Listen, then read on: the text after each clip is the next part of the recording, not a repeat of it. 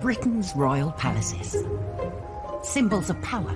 Royal palaces are the bricks and mortar embodiment of what it means to be royal. And prestige.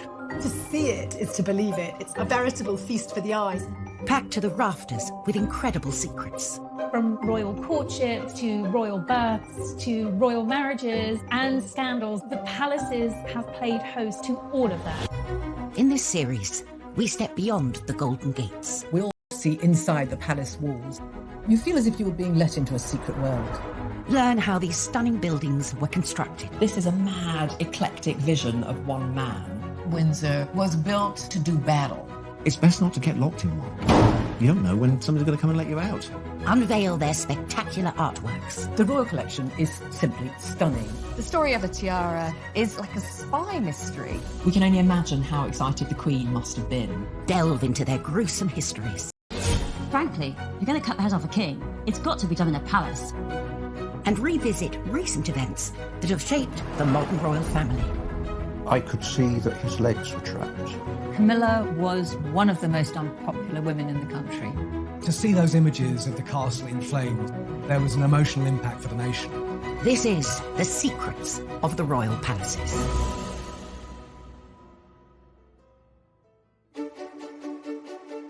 This time, a witness to Prince Philip's Sandringham crash tells us what really happened. The driver couldn't move at all. It was quite obvious then that it was Prince Philip. We uncover the secret history of the Queen's tiara and its role in the Russian Revolution. The story is straight out of a spy novel. We discover the hidden security protecting the future king. If you ever go to Highgrove, you won't see the security. It's invisible. We reveal how a palace became a prison for a future queen. Wonderful, marvellous Kensington Palace was to Victoria a miserable place. We peek behind the scenes at the exotic seaside pleasure dome, plundered to decorate Buckingham Palace.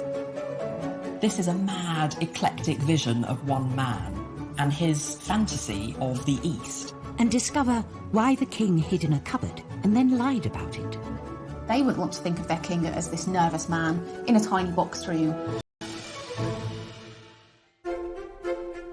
The British royal palaces are the star attraction for millions of visitors to the UK each year.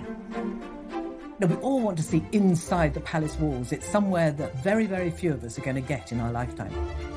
Some royal palaces are frequently open to the public, but others are rarely accessible, like the Royal Sandringham Estate. The Queen and Prince Philip spend the winter months at Sandringham and enjoy the freedom the vast estate provides, often driving themselves around. It's very normal to see the Queen and Prince Philip driving around, and no one bothers them, and that's why they love it. However, in January 2019, all that changed when 97-year-old Prince Philip was involved in an accident. It was a collision of some force. Prince Philip crashing his car on the Sandringham estate was one of the most shocking stories I think I've ever covered. It was a sunny day in January, so the sun was very low. He was turning onto a main carriageway and he hit a Kia which was carrying two women and a baby. The Prince's vehicle flipped onto its side and came to a stop on the shoulder of the road, while the car ended up a few feet away, nosed into a ditch. It was clearly a high-speed crash as he pulled out into the traffic. One eyewitness was on hand to help the Prince. I could see that it was an elderly man. I shouted, "Move your leg," and I heard the reply, "Where to?" The driver couldn't move at all, so I gave it a tug and it freed the leg. Put my forearms under his arms and helped him out backwards. It was quite obvious then that it was Prince Philip. Norfolk police responded to the scene immediately to find a badly shaken Prince. This crash was treated like any other crash would be treated. He may be the Duke of Edinburgh, but Prince Philip was breathalyzed, as anyone else involved in the crash would be, and he was then allowed to return to Sandringham. Soon after the crash, attention quickly turned to why the 97-year-old was behind the wheel in the first place. I think it really brought home how old the Duke of Edinburgh is, and really, should he still be driving? His cause was not helped by the fact he was spotted driving without a seatbelt 2 days later. To everyone, it seemed that both the palace and Prince Philip hadn't taken the crash particularly seriously. Buckingham Palace, in their statement, totally downplayed the seriousness of the crash. Following a public backlash, Prince Philip agreed to give up driving on public roads. He can still drive on the Queen's estates, such as Sandringham and Balmoral. I think for anyone, having to hand in your licence is a big deal. This is a man who was a commander of Royal Navy ships. He's a pilot. He's been driving all of his life. And to hand in his licence is like the last vestige of normality. Driving on public roads. Don't feel too sorry for them, because they've got plenty of private roads on their various estates that they can drive on. These vast estates mean the royal couple can still surprise high-profile palace visitors by becoming their personal chauffeurs. During the Obama's 2016 visit to Windsor, the president even commented on Prince Philip's driving. So this room is full of mirrors. Where would you like me? Prince Philip famously took President Obama for a drive when the Obamas were here in the UK on a state visit, and Barack Obama released a statement saying that he had never been driven by a Duke of Edinburgh before. This was a first for him, and he could report that it was a very smooth ride. But up at the Balmoral estate, the Queen got a less than favourable review when she chauffeured a foreign king. The King of Saudi Arabia was in the UK for a visit back in 1998. Now, at that time, women in Saudi Arabia weren't allowed to drive. So not only did the King have to sort of get his head around this rather bizarre concept, the Queen is also quite speedy when she gets behind the wheel. And at one point, I think he had to ask her to just slow down a little bit.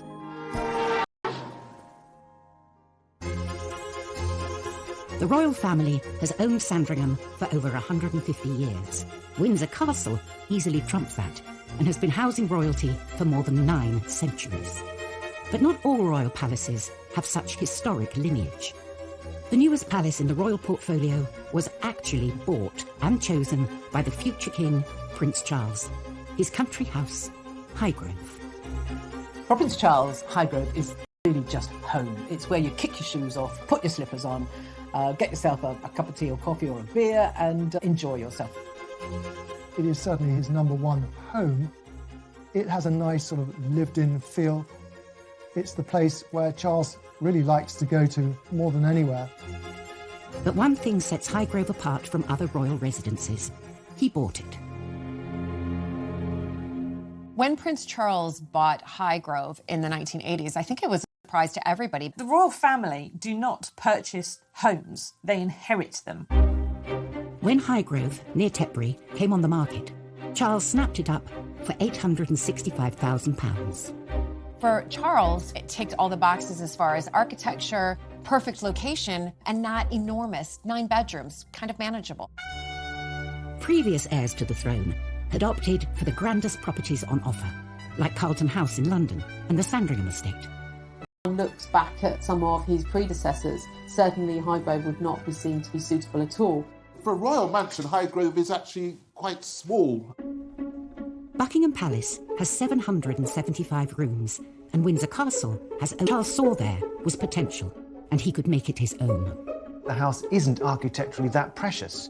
You can carve whatever kind of house you want out of it, and that's what Charles was looking for. Not a set piece, not to show off, but to make a home from.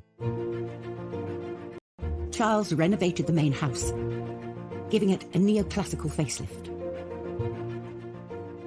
Charles turned a plain box 5 windows wide by 3 stories high into something which had focus to it by putting a pediment over the middle of the main facade. So it wasn't just a plain, straight parapet. It had a triangular point over the centre. It's a lesson learned as far back as ancient Rome. And the point of that was to give you a strong architectural form on top of the centre part of a house to guide you to the door. Of course, what Charles has done is emphasise the entrance to his house that he doesn't want you to look in.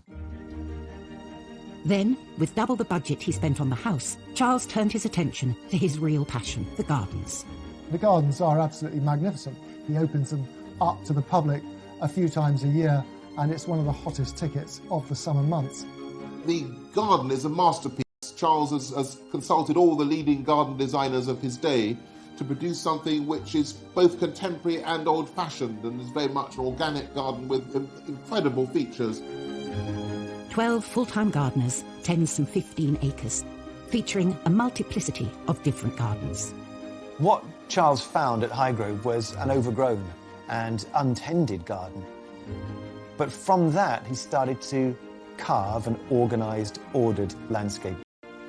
An overgrown kitchen garden and 15 acres of mature trees were turned into this wonderful array of intricate rooms and spaces and fun shapes and, real energised design.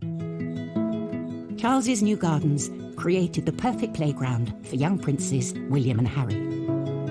They included the sundial garden, a kitchen garden, and a 4-acre wildflower meadow, which is still flourishing today.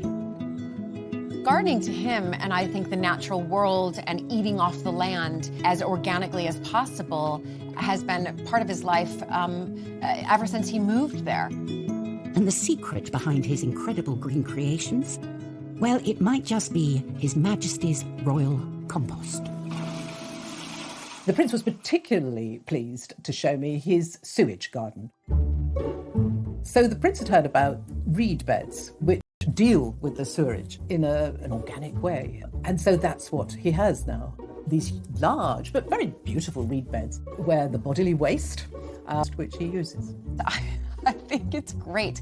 I mean, who knows? Is the royal sewage, sort of some of the best fertilizer in the world? Coming up, how and why Prince Charles turned his country palace into Fort Knox. People like Prince Charles were very much top of the IRA's hit list. And how Sandringham was secretly transformed into a radio station for a king's speech. This whole broadcast is a white-knuckle ride for the BBC's engineers. You've got telephone lines to book, you've got transmitters that need to be working. Microphones were enormous. These big metal contraptions, sometimes on wheels, with lots of cables. It's an amazing engineering feat.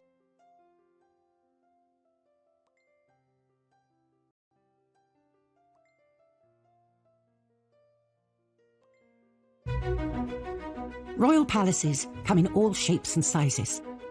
From the majestic Windsor Castle, dominating the surrounding landscape, to the more secluded Balmoral, hidden away in Scotland. But they all have one thing in common. They are supposed to be impenetrable. But when Prince Charles bought Highgrove in 1980, it was far from secure. When he purchased it, this house was surprisingly quite close to a main road. It was quite open, so it was quite easy, obviously, from the main road to kind of see the property. Anybody could at that particular time, scale the fence or the brick wall. And Charles had good reason to fear for his safety. In the early 80s, there wasn't the security risks we have now. Instead, we had the IRA and Northern Irish terrorists and separatists. And of course, they had earlier already killed his great-uncle Louis Mountbatten. People like Prince Charles were very much top of the IRA's hit list. For a future king, for the heir to the throne, now to be living out in the countryside in a relatively open area, obviously these measures needed to be brought in to protect him.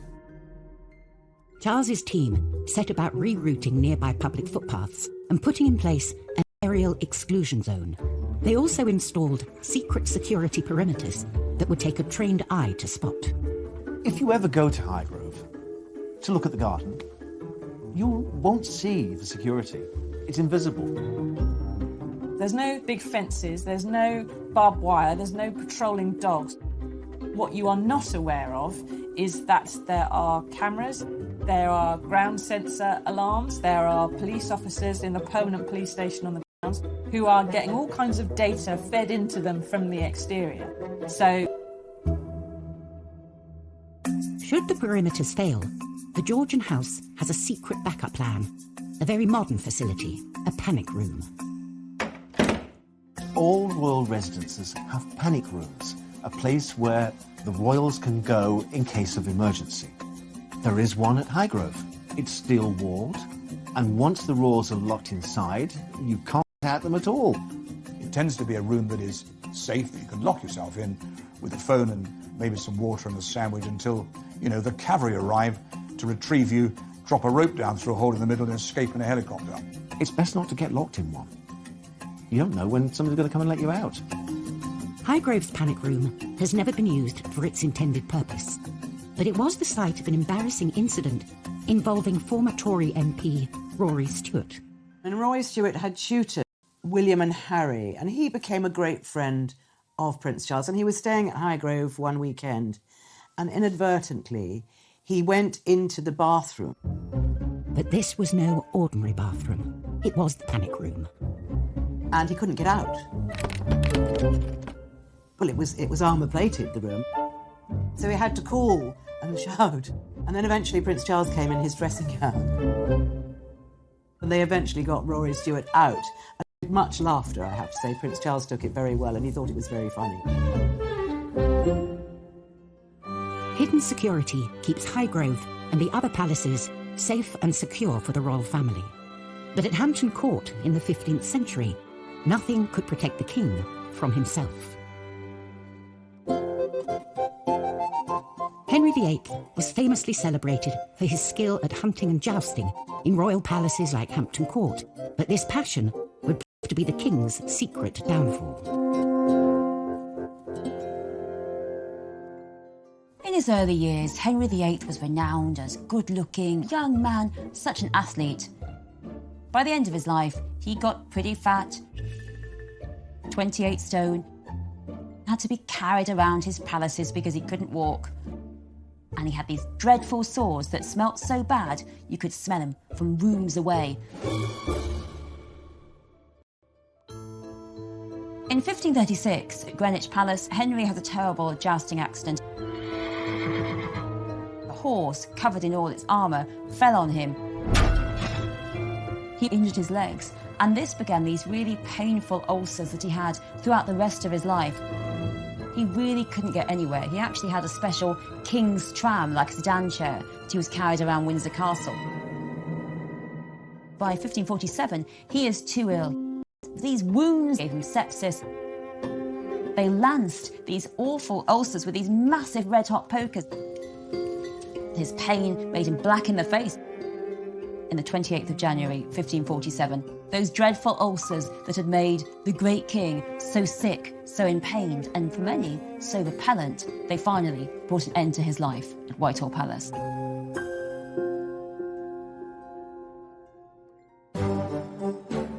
What happens behind the palace walls is often shrouded in mystery for years after the monarch involved has died. But in 1932, Sandringham witnessed a major event that would forever alter the way the royals communicate with us, their loyal subjects. King George V was monarch during a deep economic depression for the UK and the world. The country was in dire straits. There'd been the big financial crash in the late 20s. The political situation in Europe was not as good as it should be.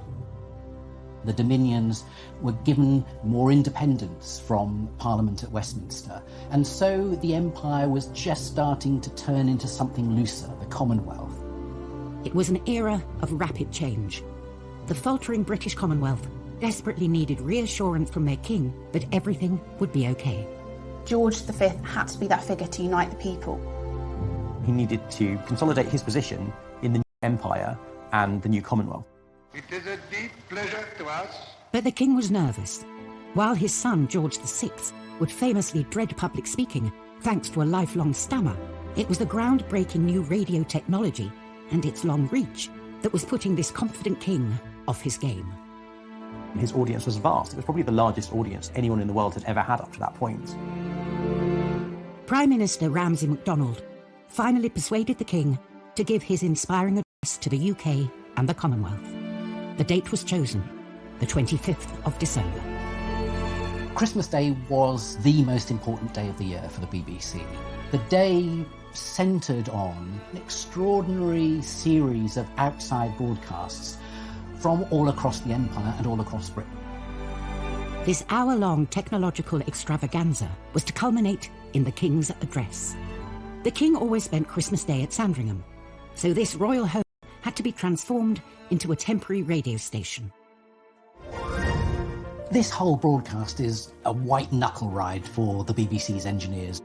You've got telephone lines to book, you've got transmitters that need to be working. Microphones were enormous. These big metal contraptions, sometimes on wheels, with lots of cables. It's an amazing engineering. Or break Christmas Day broadcast live from Sandringham. And the king had a secret up his sleeve. Coming up, the first royal Christmas broadcast from a palace takes place. In a cupboard. It's about that projection that you give to the public. And secret skullduggery at the palace leads to murder. Windsor Castle becomes the site of the biggest royal double cross in Tudor history, if not history itself. The world has ever had to that point. Prime Minister Ramsay MacDonald.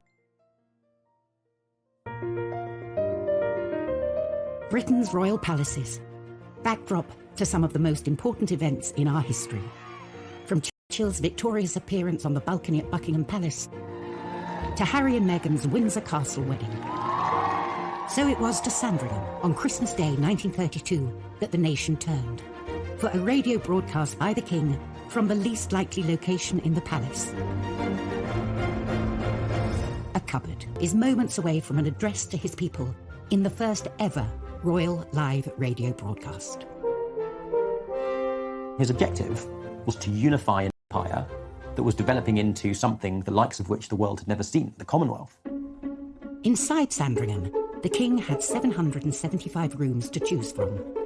The official photograph suggests it took place in one of the many grand rooms. The photograph we have shows him in what looks like a drawing room. It's heavily decorated in that Edwardian style that Sandringham is known for. But this was staged for the camera.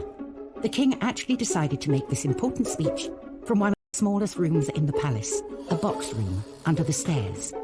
A fact they had to keep secret. It's about that projection that you give to the public. They wouldn't want to think of their king as this nervous man in a tiny box room at his country vault hole. They want to think of him as a stately man, a confident one. The king was due to make this historic address at 3 p.m, chosen to reach the widest audience around the world. The speech was written for him by Rudyard Kipling. Someone in the control room of Broadcasting House in London would have flicked a switch and a little light would have appeared and he would have started his speech. The king began by greeting his loyal subjects all across the empire on Christmas Day through the wonders of new radio technology. We can see this intimacy in the language George used. He speaks in the first person. He told them he was recording from his home at Sandringham. One of the things he said is, I speak now from my home and from my heart to you all, drawing attention to the fact that this is live and that this is personal. And the king signed off with the warmest seasonal greetings to all of his subjects, surrounded by their families at Christmas. And right across the empire, he blessed them all.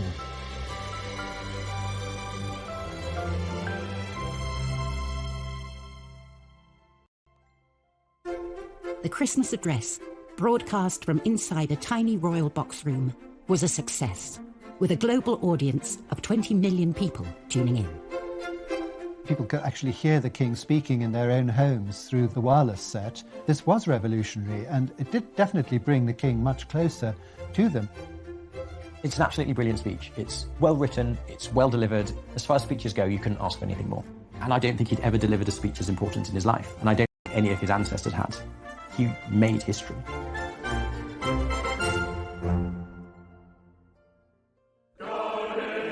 Sometimes, the palaces are used as the staging point for much more damaging deceits and downright lie was Henry VIII's Great Deception. After breaking away from the church in Rome, Henry started plundering the monasteries, leaving the Catholic faithful in uproar. It's really very upsetting to many people in the country who feel that Catholicism is the true religion. So there began to be an uprising led by Robert Aske, a northern landowner.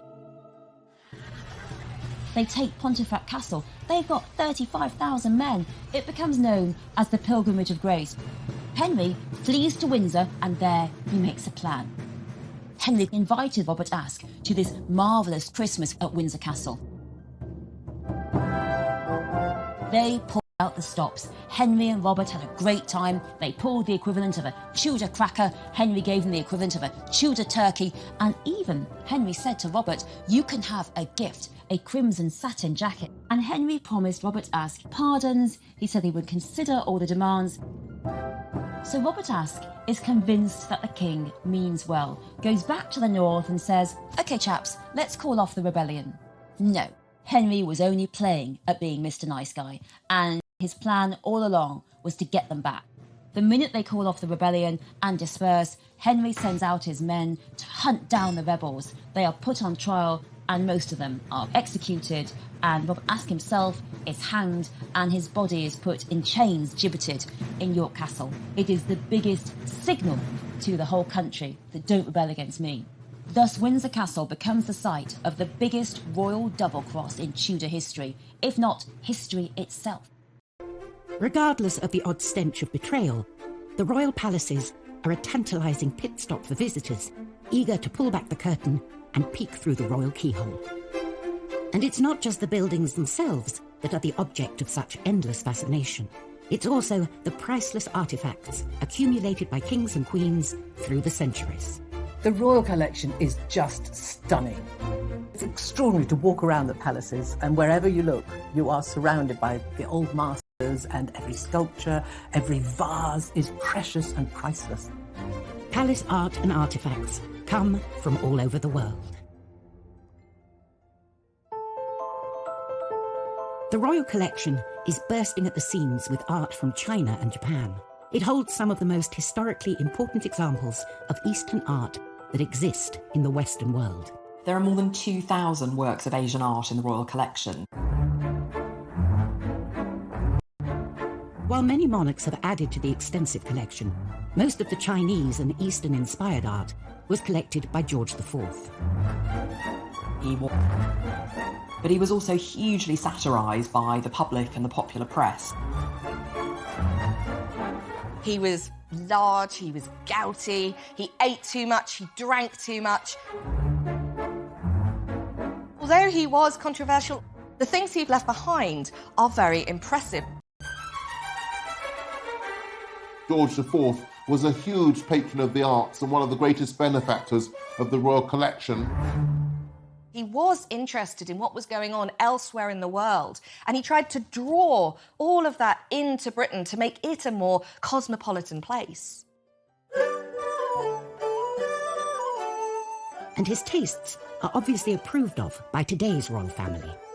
Tucked away in one of the Queen's private rooms at Buckingham Palace are two pieces bought by George IV. This beautiful pair of porcelain pheasants were made in 1815. They'd been made in a place called Jingdezhan in China, which was the centre, the greatest production centre of ceramics since the 14th century. They're startlingly contemporary in a way. Their positioning with this sort of upright thrust of the beaks, the way that the claw grips onto the stalk beneath, it's got a real dynamism to it, but it's also very stylised. And then just having that variegation of colour, the sort of shimmer of the different feathers alongside each other, I think they're really beautiful.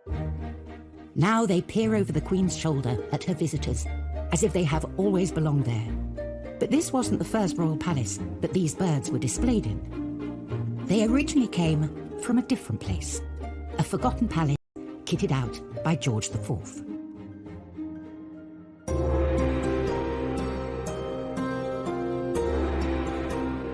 Before the pheasants moved to Buckingham Palace around 1847, we know that they originally lived in Brighton Pavilion because there's an etching made around 1820 that shows them on the mantelpiece.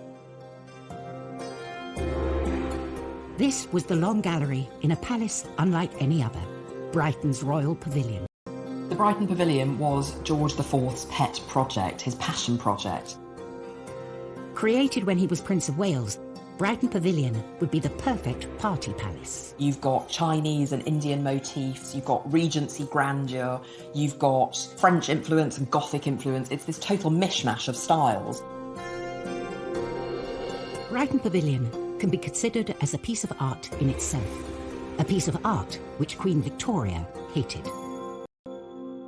Victoria inherited Brighton Pavilion when she took the throne, but there really wasn't room for her ever-expanding family.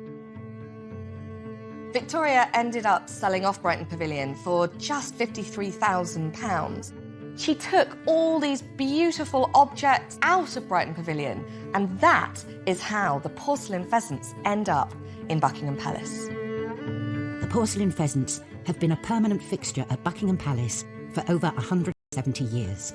Beautiful reminders of a long-lost royal pleasure palace. They are a testament to how artworks have this long history and story all of their own.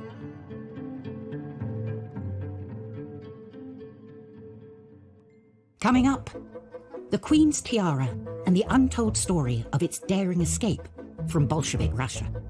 The story is straight out of a spy novel. And the secret power battle between Queen Victoria and her mother. Victoria's mother, Victoire, John Conroy, clubbed together to make Victoria their creature.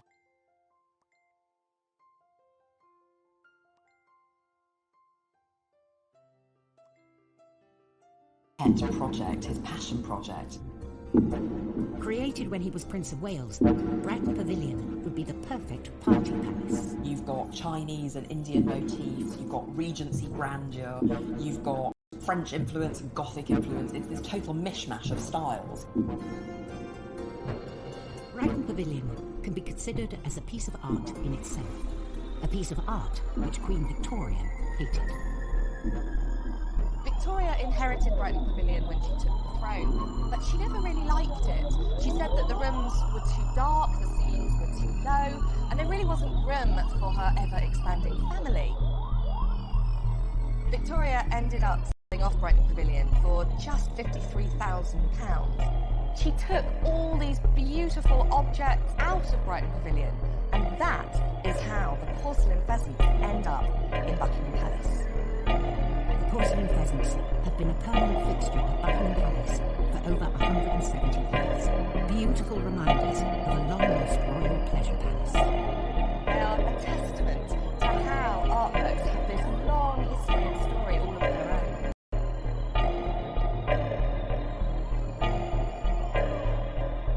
Coming up, the Queen's tiara and the untold story of its daring escape from Bolshevik Russia. The story is straight out of a spy novel. And the secret power battle between Queen Victoria and her mother.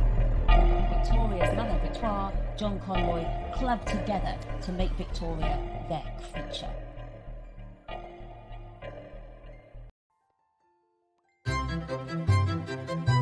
The royal palaces play host to the most glamorous events every single year. The ballrooms and gardens of Buckingham Palace are packed with dignitaries decked out in their finest, all eager for a moment with Her Majesty. It's really an opportunity for the who's who to rub shoulders, people get dressed up. I think everybody hopes to get a photo op with at least one member of the royal family. For these occasions, the Queen will often break out her most fabulous show-stopping jewels to greet her distinguished guests. When the Obamas visited in 2014, we got to see the Queen at Windsor in one of her favourite headpieces, the Vladimir tiara. It's a really elegant, timeless piece filled with diamonds. There are 15 circles connected by a wavy band that intersects them, and 15 enormous teardrop pearls hang from the loops, each of which is worth thousands of pounds. Behind its shimmering exterior lies an untold story of glamour, intrigue, and daring adventure. The story of how the tiara got into the hands of the British royals is something a bit like a spy mystery.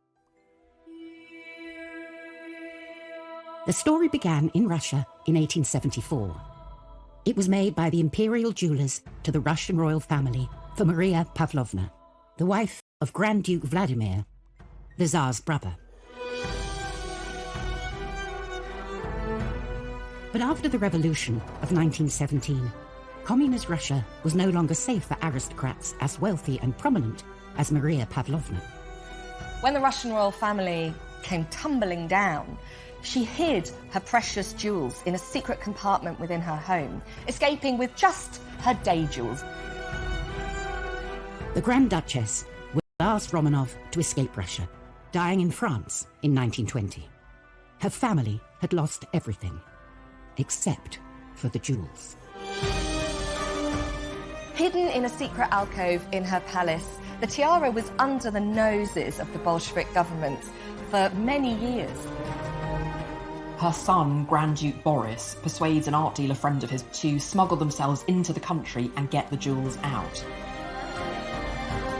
And then miraculously transports them 1,300 miles back across Europe, hidden in a leather Gladstone bag, all the way back to London.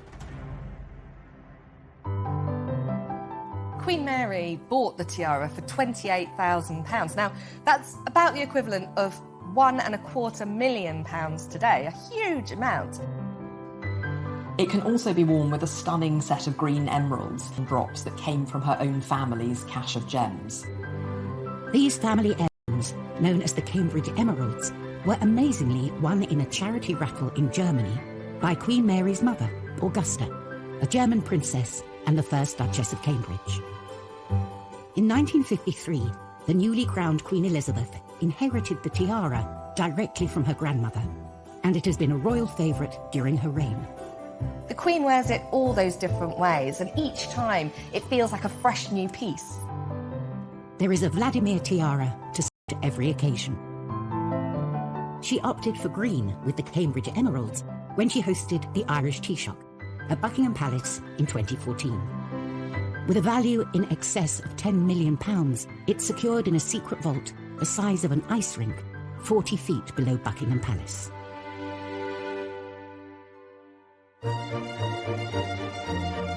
Queen Victoria moved into Buckingham Palace in 1837, leaving behind her childhood home, Kensington Palace.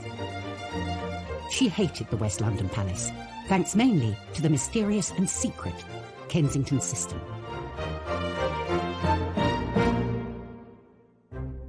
So Victoria's father died when she was very young, and Victoria's mother, a German widow, becomes very reliant on this chap called John Conroy, who really is the baddie of the piece. I don't think anyone can really find many redeeming features in John Conroy. Victoria's mother, Victoire, and her mother's advisor, John Conroy, clubbed together to make Victoria their feature. What they hoped was that Victoria would come to the throne as a child, and then they could continue to dominate her and get huge amounts of power. So what was the Kensington system? Well, it was pretty bad. Victoria was watched by Conroy or by her mother all day long. And then when she went to bed in her mother's room, someone stood over her to watch her in bed until her mother came to bed. And she wasn't allowed to do anything. She couldn't even walk downstairs by herself. And she certainly wasn't allowed to have real playmates. Victoria hated both of them. She hated the Kensington system, and although she smiled in public, she really didn't like it. Victoria fell very ill. She's suffering, and Victoria's mother, she's standing over her saying, "You must make Conroy in charge of all your money when you come to the throne. Sign this, promise." And Victoria, with an unbelievable amount of strength for a teenage girl who's very ill, she doesn't sign. But after that, she is really furious with her mother. And the Kensington system becomes really a battle of wills side and Victoria on the other. Finally, Victoria turns 18, and not many weeks after the King dies and Victoria becomes Queen, she's told at Kensington Palace, the place of the Kensington system, that she is Queen early in the morning. And Victoria, aged 18, she's now the most powerful woman in the world. And what does she want? Well, what she asks for is an hour alone, because she's never, ever had an hour alone just to think without her mother watching her. Victoria moves to Buckingham Palace, and that is the essential word to her mother. Mother, you have played the game and you've lost. This wonderful, marvellous Kensington Palace was to Victoria a miserable place, and it was unsurprising that she really never went back there. Next time, we uncover the secrets of the ever-expanding family housing complex at Kensington Palace. They turned it into an architectural monster. We meet the master craftsman who took on the tricky Windsor Castle restoration. My blood pressure went up and I went grey in the process. And we reveal some of the oddest gifts the Queen has ever received. She was given a crocodile and her private secretary had to put it in his bath on Britannia.